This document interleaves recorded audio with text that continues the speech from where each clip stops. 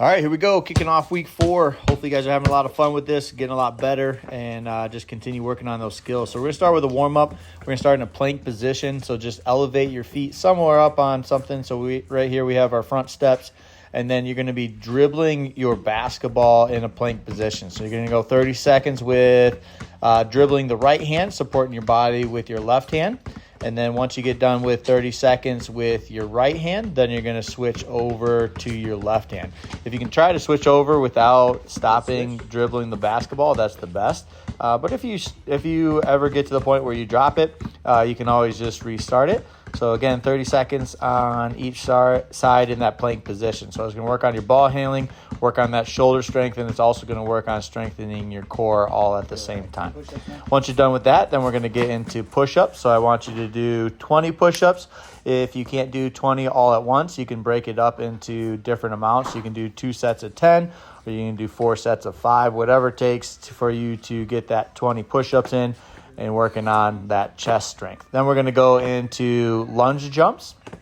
So this is going to be working on those legs. So for those of you guys that eventually want to be able to dunk the basketball and jump really high, so this is going to be the best workout for that. Also really works on explosiveness in whatever sport that you're playing, and also working on some of that defensive stuff that we need to work on for basketball as well. And so for this one, you're going to do 10 per leg, so 20 total on that.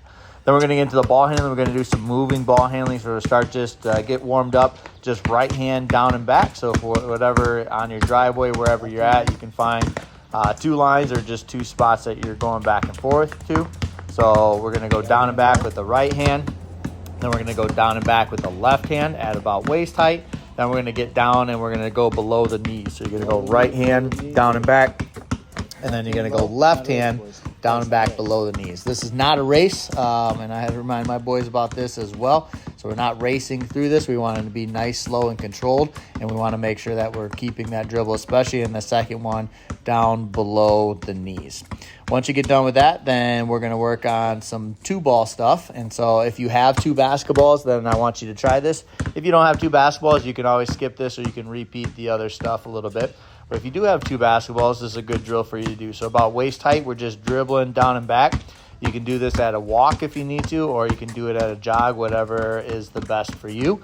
If you don't have 2 of the same basketball, then you can use 2 different basketballs. And actually right here, these 2 guys are using, one's a junior ball, 27.5 ball, one's a 25.5 ball, and that's absolutely fine.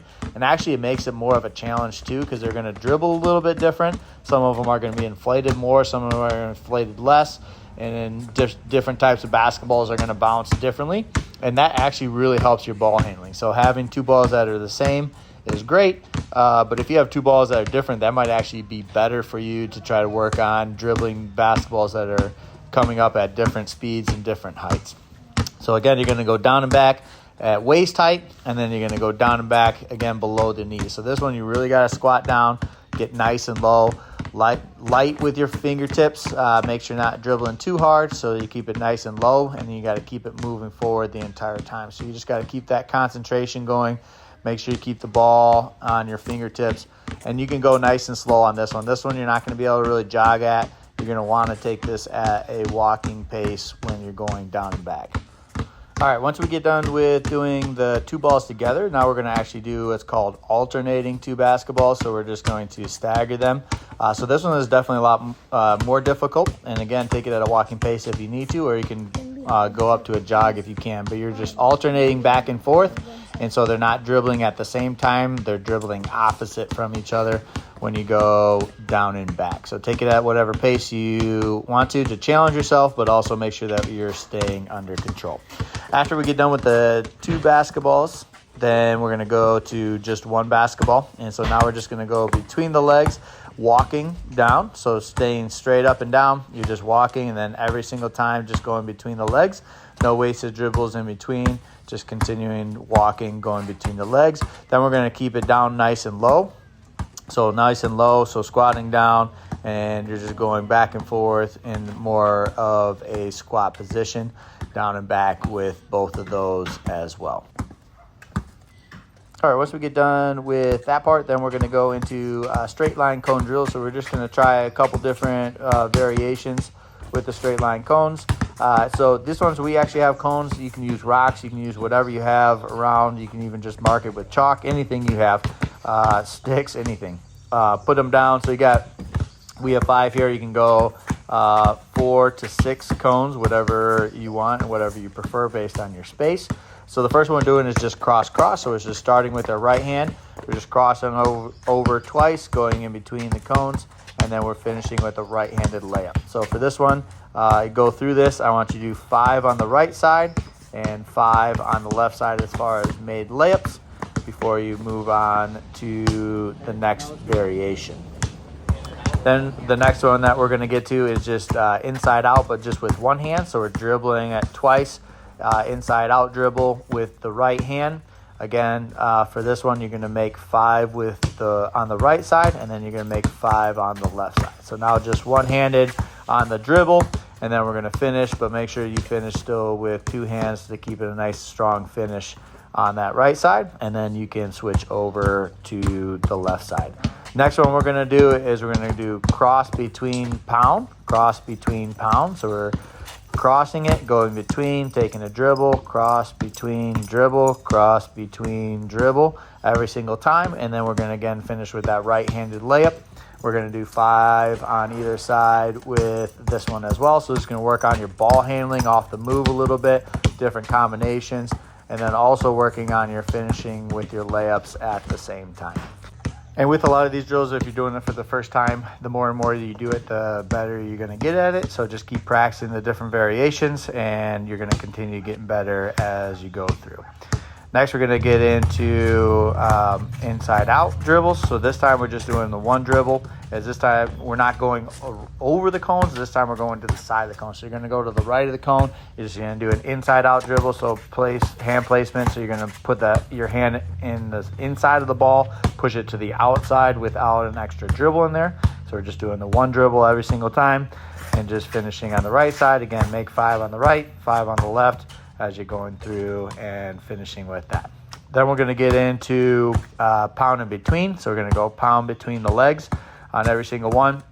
As you start getting better at these and with your finishes, you can also add different variations of your finishing at the end. So if you want to add in different types of finishing moves, you can do a spin move, you can do a stride stop, whatever type of finishing, pro hop, then you can start to add some of those in there as well, as long as you're making 5 on the right side and then 5 on the left side, and working with some combination with some finishing moves. So right here I do a little spin move, right? So we can work on some of those all at the same time. If you need help with any of the footwork on those, feel free to let me know, and I can always help you, send you a separate video helping you with maybe some of the footwork as well.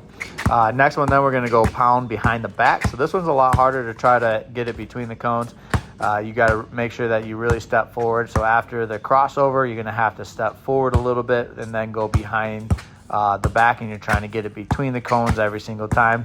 So this definitely takes some precision piece with that behind the back, and working on making sure that behind the back goes exactly where you want it, and you can place it where you need it to be to keep it away from the defenders and wherever you go. The last combination that we're going to do is cross between behind. And so between every single cone, we're just going to put them all together into one combination, so a 3 combo move.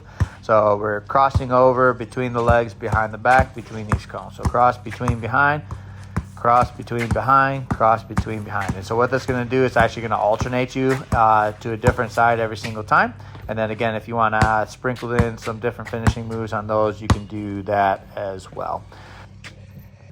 Next thing we're going to do is we're going to do power layups. So we're going to get a rebound off the backboard. We're going to hop to the other side as we power dribble. You got to make sure that you get your timing right so that you don't travel on this. So we got to do our hop while we're pounding it at the same time in order to not travel. And then we're finishing on the other side. This is going to help you to try to make some space if you get a rebound and finish on the other side. Make 10 on either side for this drill. Then the last thing we're going to do is do some shooting. So you're going to pick any 5 spots that you want. So you can pick spots that are closer to the hoop or farther than the hoop, depending on your skill level. And then you're just going to make 2 in a row from each spot to move to the next spot. So pick a spot that's a little bit of a challenge for you, but also one that's not too hard. And also remember that you pick a spot that you're using great form every single time. So make sure that when you're shooting, there's no time on this drill. And so make sure that you're using great form as you're shooting. If you shoot shots that are too far away for you, then you might not get great form. And so you got to make 2 in a row. If you make 2 in a row from a spot, then you can move to the next spot, and you're just trying to go to all 5 spots. So we just picked 5 spots that are all over the place for this drill with our cones. You can pick whatever 5 spots that fits you the best. So you just keep shooting until you make 2 in a row from each spot, and then you move on to the next spot. And that will be our workout for the week. So keep it up. Do this workout as many times as you would like to throughout the week. The more you can do it, the better you're going to get. I'm proud of each one of you guys for working super hard. Hopefully you're having fun along the way, because at the end of the day, remember, we just want to have fun, work hard, get better all together. This is a great community that we're starting to build here, and I'm super excited to see all you guys back on the court soon.